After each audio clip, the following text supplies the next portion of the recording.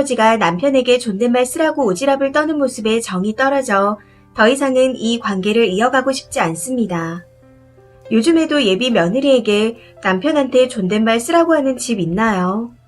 저는 현재 시대만 맞는 것도 아니고 이전 시대가 틀린 것도 아니고 잘 조율하고 각자 다름을 이해하자는 주의입니다. 그런데 이런 제 가치관에도 불구하고 남친 집안 사람들의 사상이 상식 이하라는 생각이 들어 그 집안 사람과 엮이고 싶은 생각이 사라졌습니다. 저는 30살, 남친은 빠른 년생 29살이며 3년간 연애를 했습니다. 동갑인 줄 알고 친구했는데 띠가 다르더라고요. 연년생인 제 동생도 29살이라 빠른 년생들이 친구하자고 하면 안 하는 편으로 어쨌든 한 살 연하라고 볼 수 있지만 호칭은 서로 이름을 부르고 있습니다.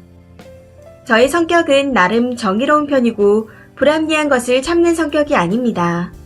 저희 어머니도 아버지께 무시당하는 것을 보고 자랐기에 더욱 그렇게 살지 않기 위해 노력했고 제 조건이 남친에 비해 부족하지 않다고 생각합니다.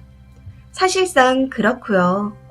본론으로 남친은 별로 대단하지 않는 종갓집 장손입니다.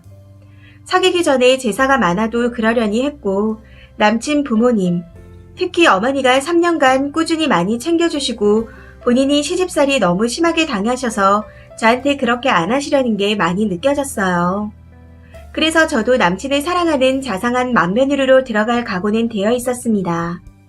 제가 사랑하는 남자 부모님께 감사한 마음으로요. 남친도 저희 부모님께 잘하기도 했습니다. 우선 저희 집은 참견이 없는 집이고 부모님 사이가 좋진 않았어도 저의 꿈을 믿어주시는 덕에 남녀 차별 없는 환경에서 당당한 성격으로 자랐습니다. 예비 신랑이기 전에 아직 남자친구죠. 남친 아버지가 결혼 전 얼굴을 자주 보는 게 좋다고 한 달에 한 번 정도 밥을 먹는 편인데 이번에 고기를 먹자고 하셔서 갔더니 작은 어머니, 작은 아버지도 같이 계시더라고요. 갑자기 같이 밥을 먹게 되었고 저는 초면이어서 간단한 인사만 했고 가족들도 많고 대화는 없었습니다. 고깃집이 셀프로 리필하는 곳이어서 열심히 고기 나르고 고기를 구웠어요. 남친이랑은 서로 친구처럼 이름을 부르기 때문에 남친 이름을 부르며 뭐 더 줄까? 하고 맛있게 먹고 헤어졌습니다.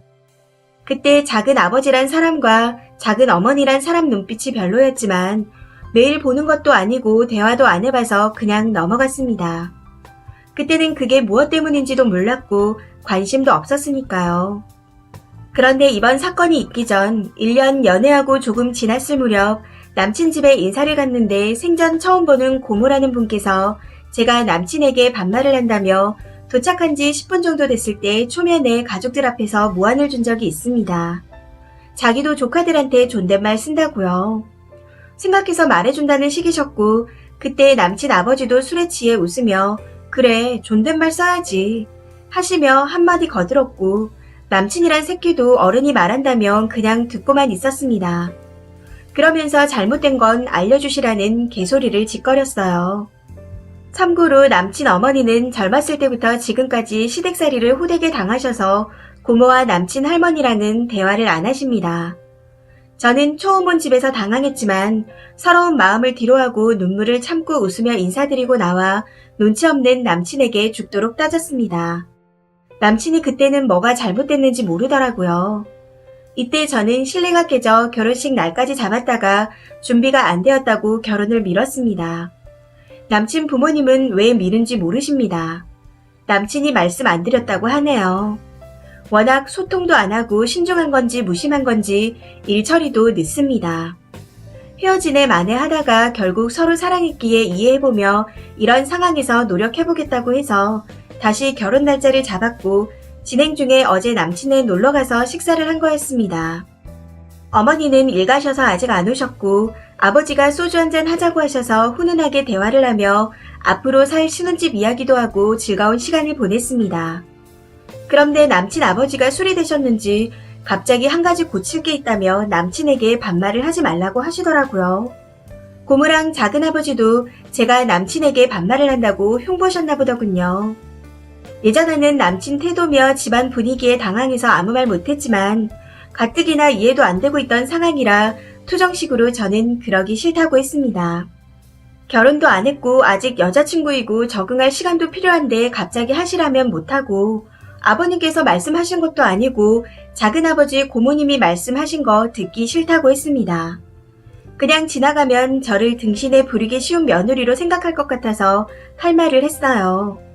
남친 여동생도 결혼하면 존댓말 시킬 거냐 하니 그렇다고 하시더라고요. 다 알겠는데 왜 저만 존댓말을 해야 되냐. 아직 결혼한 것도 아닌데 저만 존댓말 하냐고 물으니 서로 하는 거라고 하셨습니다. 그런데 그럼 남친한테도 얘기를 해야 하는 거 아닌가요? 저는 아직 가족도 아니고 언제든 떠날 수 있는 사람인데 주제 파악도 못하고 얘기하는 모습이 어이가 없었습니다. 뭐 대단한 아들이라고. 그 집이 며느리를 어떻게 부리는지 사이즈가 나오고 괜히 열받고 서러워서 눈물이 나더군요. 그런 저에게 나이 30이 돼서 왜 우냐 하시길래 40살이 돼도 50살이 돼도 울 수 있다. 사람이 슬프면 울고 기쁘면 웃을 수 있는 거라고 말씀드렸더니 아무 말 못하시더군요. 아마 제 성격을 잘 모르셨을 겁니다. 제가 고분고분하게 따르는 사람이 아니라는 걸요. 아버님께서는 제 할 말을 다하니 당황하시며 놀라셨고 남친의 할머니는 뒤에서 몰래 엿듣고 고모한테 말씀하셨을 거라 예상되는데 말했으면 좋겠더라고요. 저 건드리지 않게요.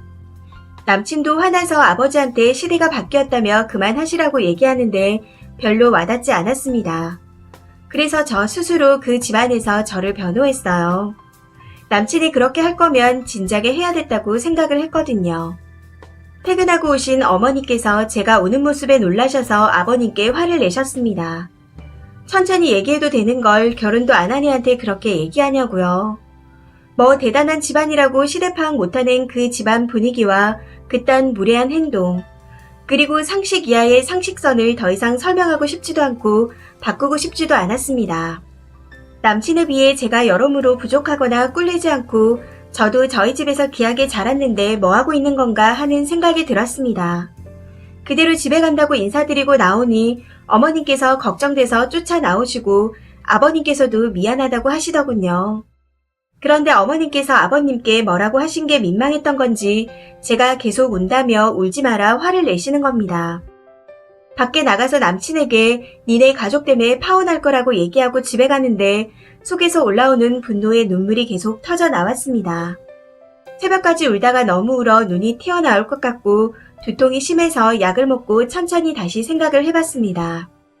제가 남자 없이 못 사는 사람도 아니고 단지 때가 맞고 남친이 좋아서 진행했던 결혼이었습니다.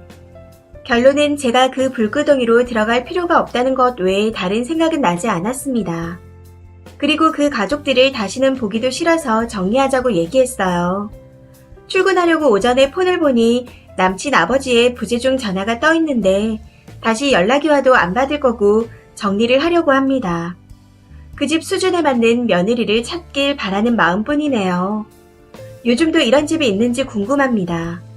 부모님이 속상해 하실까봐 어디 얘기도 못하고 남동생이 제 눈 부은 거 보고 놀라서 걱정하는데 엉엉 울고 왜 우는지 얘기는 안 해줬습니다.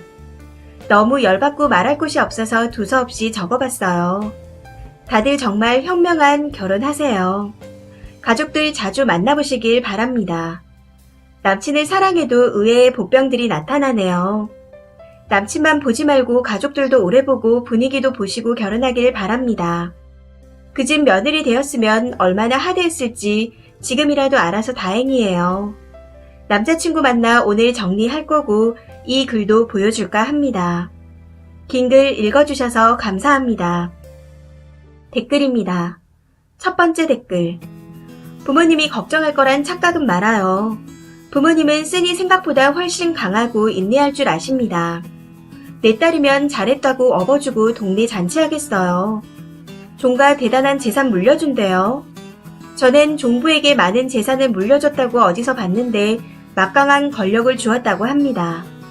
감히 고모 같은 사람 출가 외인으로 종부 앞에서 찍소리도 못하죠. 빼먹지 못한 종갓집이네요. 탈출 너무 칭찬합니다. 두 번째 댓글. 처음부터 맞존대 하라고 했으면 긍정적으로 생각이나 해보겠지만 누가 봐도 며느리는 아랫사람이란 생각으로 저질 할 들인데 하나를 보면 열을 아는 거죠. 쉴 건도 없는 시어머니가 편들어줘봐야 소용도 없습니다. 남친놈도 장손이라고 당연하듯 누리고 살던 것들이 있을 텐데 결혼 생활하면 많이 부딪히겠네요. 공기처럼 당연한 거라 뭐가 이상한지도 모르고 쓰니 속만 뒤집어 놓을 거예요. 절대 가서는 안 될 길입니다. 남친이 무슨 감언 이설을 해도 넘어가지 마세요. 3번째 댓글. 누나라고 해야지 어이없네. 빠른 그딴 게 요즘 어딨어요.